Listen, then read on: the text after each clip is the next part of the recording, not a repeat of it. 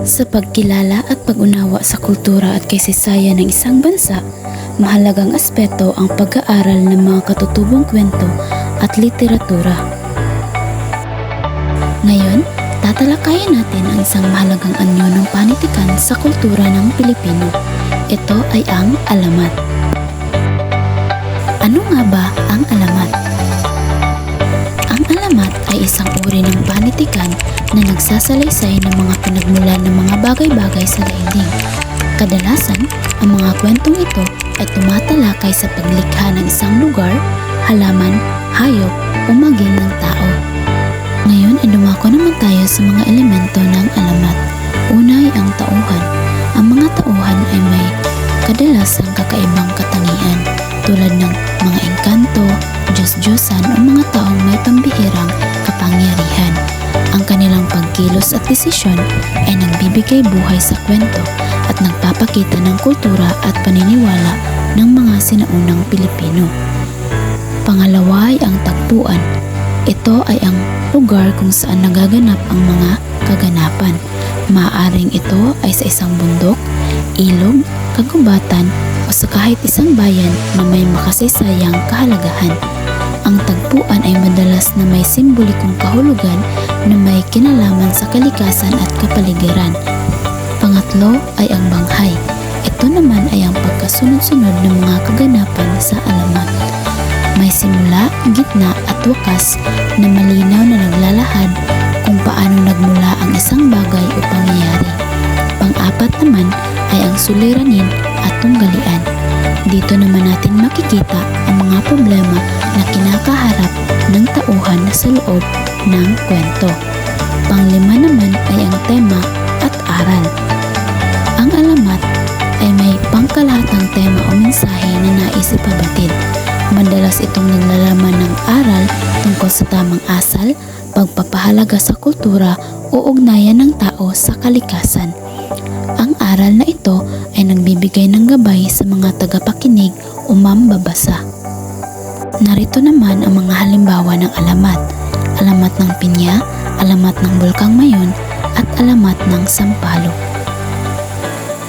Sa pangkalahatan, likas sa alamat ang mga mahiwagang pangyayari at mahalagang aral sa buhay. Ngayon ay natapos na nating talakayan ang patungkol sa alamat. Dumako naman tayo sa isang halimbawa ng alamat na pinamagatang alamat ng Pinya.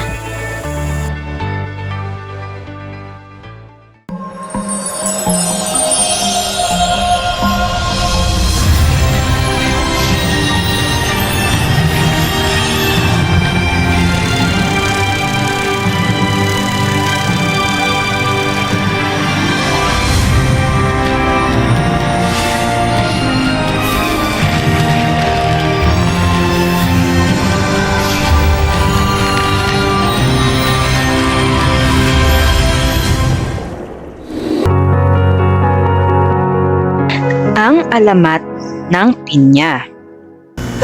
Noong unang panahon, may nakatirang mag-ina sa isang malayong pook. Ang ina ay si Aling Rosa at ang kanyang anak ay si Pinang. Mahal na mahal ni Aling Rosa ang kanyang nag-iisang anak, kaya naman lumaki si Pinang sa layaw.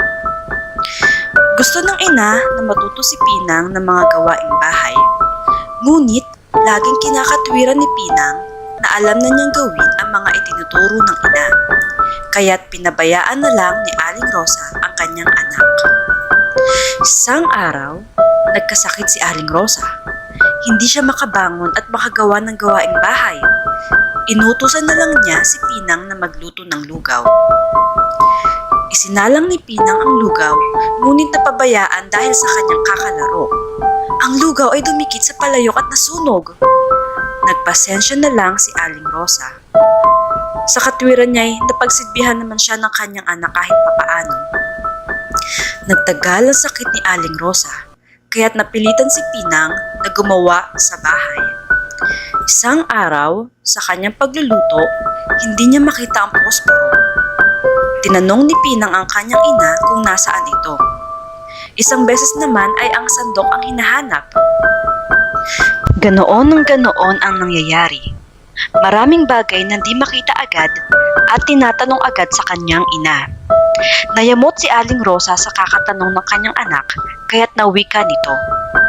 Naku Pinang, sana'y magkaroon ka ng maraming mata upang makita mo ang lahat ng bagay at hindi ka natanong ng tanong sa akin.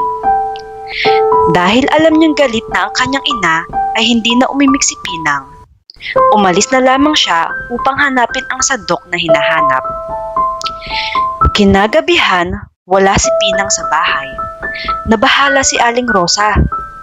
Tinatawag niya ang kanyang anak ngunit walang sumasagot. Napilitan siyang bumangon at naghanda ng pagkain. Pagkaraan ng ilang araw ay magaling na si Aling Rosa. Hinanap niya si Pinang. Tinanong niya ang mga kapitbahay kung nakita nila ang kanyang anak. Ngunit naglahong parang bula si Pinang. Hindi na nakita ni Aling Rosa si Pinang. Isang araw, may nakitang halaman si Aling Rosa sa kanyang bakuran. Hindi niya alam kung anong uri ng halaman niyon. Inalagaan niyang mabuti hanggang sa ito ay magbunga. Laking pagkamangha ni Aling Rosa nang makita niya ang anyo ng bunga nito. Ito'y hugis ulo at napapalibutan ng mata. Biglang naalala ni Aling Rosa ang huli niyang sinabi kay Pinang. Nasanay magkaroon ito ng maraming mata para makita niya ang kanyang hinahanap. Tahimik na nanangis si Aling Rosa at laking pagsisisi dahil tumalab ang kanyang sinabi sa anak. Inalagaan niyang mabuti ang halaman at tinawag itong Pinang. Sa paglipat-lipat sa bibig ng mga tao, ang Pinang ay naging pinya.